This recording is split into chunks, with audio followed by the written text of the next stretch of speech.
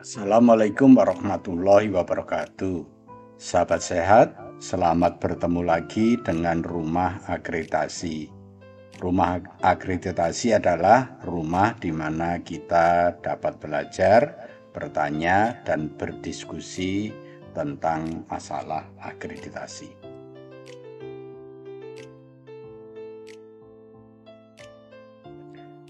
Topik kita kali ini adalah tentang evaluasi kinerja ya, bersama Dr. Yanto, Surveyor ya, FKTP Kementerian Kesehatan. Agar Anda paham, tonton terus yuk video ini sampai selesai.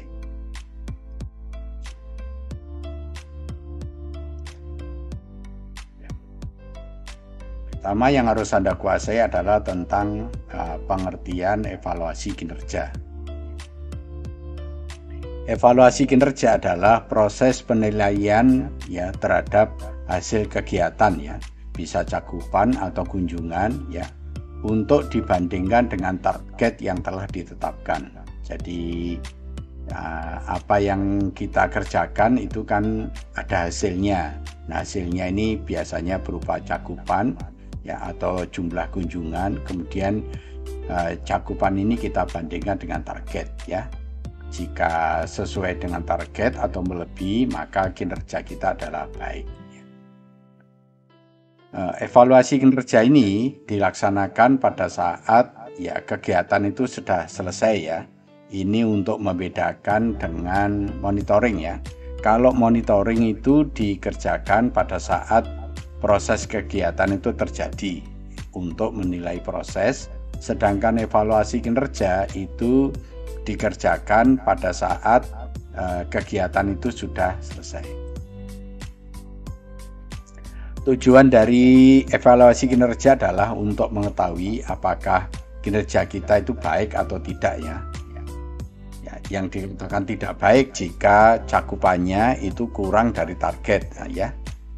Jika tidak baik ya, jika cakupannya kurang dari target berarti ada masalah ya. Kalau ada masalah berarti harus diselesaikan. Gimana cara menyelesaikan masalah? Jadi jika ditemukan masalah perlu dianalisis ya. Dianalisis itu adalah mencari penyebab masalahnya ya. Penyebab masalahnya atau mencari akar masalahnya ya. Untuk mencari penyebab masalah atau akar masalah bisa digunakan ya bisbun ya. Ya, bagan tulang ikan itu ya, atau pohon masalah ya. Kemudian jika telah diketahui masalahnya, kemudian dibuat RTL, rencana tindak lanjut ya, untuk menyelesaikan masalah yang tadi telah ditemukan.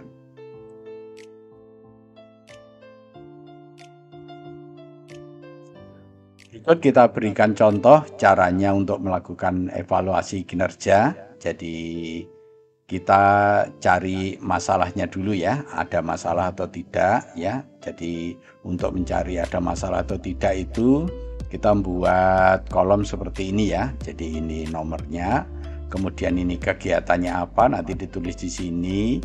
Kemudian cakupan yang didapat berapa, nanti ditulis di sini. Kemudian targetnya berapa juga ditulis di sini, dan ada kesenjangan atau tidak ya. Kita beri contohnya. Misalnya nomornya kita tulis 1, kegiatannya misalnya pelaksanaan APTAP ya. Pelaksanaan APTAP itu pengambilan donor darah ya, pengambilan darah pada donor ya. Kemudian cakupannya telah ditetapkan itu apa? Telah diketahui itu 80%, targetnya ditetapkan 90%. Berarti di sini ada kesenjangan minus 10% ya. Kesenjangan itu cakupan dikurangi target ya. Jadi cakupan dikurangi target hasilnya minus 10. Nah, kalau kesenjangannya 10 berarti ada masalah. Tetapi jika kesenjangannya ini positif ya berarti tidak ada masalah. Dalam contoh ini karena kesenjangannya minus 10 berarti ada masalah. Kalau seperti saya sampaikan tadi, kalau ada masalah berarti masalah ini harus diselesaikan. Gimana caranya menyelesaikan? Yaitu dengan dianalisis.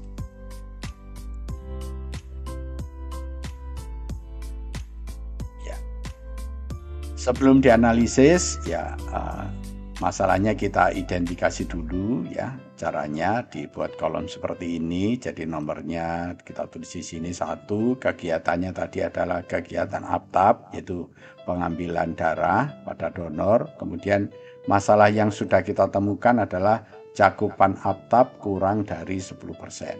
Nah, ini masalah yang kita temukan. Nah, masalah ini harus kita selesaikan dengan cara dianalisis. Ya. Bagaimana caranya menganalisis pada slide berikutnya.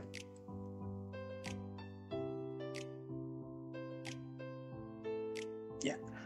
Kolomnya ada 3 ya. Jadi kolom pertama tentang masalah, kolom kedua tentang penyebab, dan kolom ketiga tentang RTL, rencana tindak lanjut. Ya. Masalahnya ditulis di sini. Masalahnya tadi kan sudah ketemu, kita tulis di sini. Jadi cakupan APTAP kurang dari 10%. Kita tulis di sini. Kemudian masalah ini yaitu kenapa cakupannya bisa kurang 10%, dicari penyebabnya. Tadi sudah saya sampaikan, untuk mencari penyebabnya bisa mencari dengan fishbone atau pakai pohon masalah. Jika sudah ketemu, dimasukkan ke sini. Ya. Kita beri contoh, penyebabnya adalah kegiatan MU yang menurun. Ya. Ya. Kalau penyebabnya kegiatan MU yang menurun, berarti kita perlu membuat rencana tindak lanjut. Ya.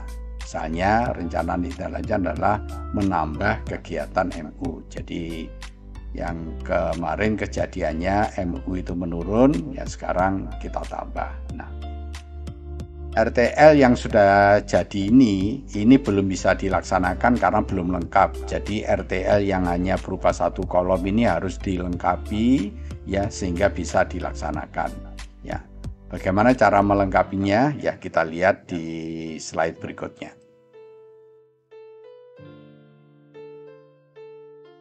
Ya. Ini cara membuat RTL yang lengkap ya. Jadi ini nomornya, kegiatannya apa ditulis di sini, tujuannya apa nanti ditulis di sini, sasarannya siapa ditulis di sini, tempatnya di mana ditulis di sini, waktunya kapan ditulis di sini, kemudian pelaksanaan siapa ditulis di sini, biayanya berapa ditulis di sini. Ini minimal kolom ini. Ya. Kurang nggak boleh, tapi kalau lebih ditambah lagi itu boleh. Jadi saya sarankan ini minimal, ini yang harus ada dalam membuat RTL.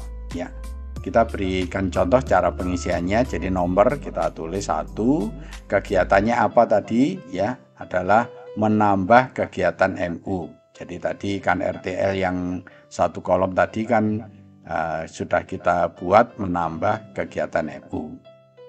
Apa tujuannya? Kita tulis di sini. Ya, ini adalah tujuannya adalah menambah cakupan APTAP. Kemudian sasarannya ya kita tulis di sini, yaitu sasarannya adalah tim MU. Kemudian tempatnya kita tulis di sini, misalnya tempatnya di perusahaan dan sekolah-sekolahan. Jadi untuk menambah MU ini tempat yang kita tuju adalah perusahaan dan sekolah-sekolah. Ya, MU ini mobil unit ya. Jadi kemudian waktunya ya kita berikan contoh aja, misalnya bulan Agustus. Siapa yang melaksanakan? Ini adalah penanggung jawab MU, mobil unit. Kemudian biayanya berapa? Misalnya kita tulis 10 juta. Kalau biaya ini tidak bisa ditulis rupiahnya, ya ditulis sumbernya aja. Misalnya sumbernya dari mana ditulis di sini. Dan kalau ada keterangan-keterangan lain yang perlu ditulis, itu ditulis di sini. Ya.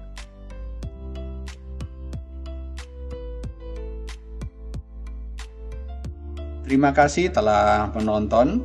Ya, jika video ini bermanfaat, ya jangan lupa like, komen, subscribe, dan share ya. Ya. Lebih kurangnya saya mohon maaf. Nah, kita akhiri. Wassalamualaikum warahmatullahi wabarakatuh.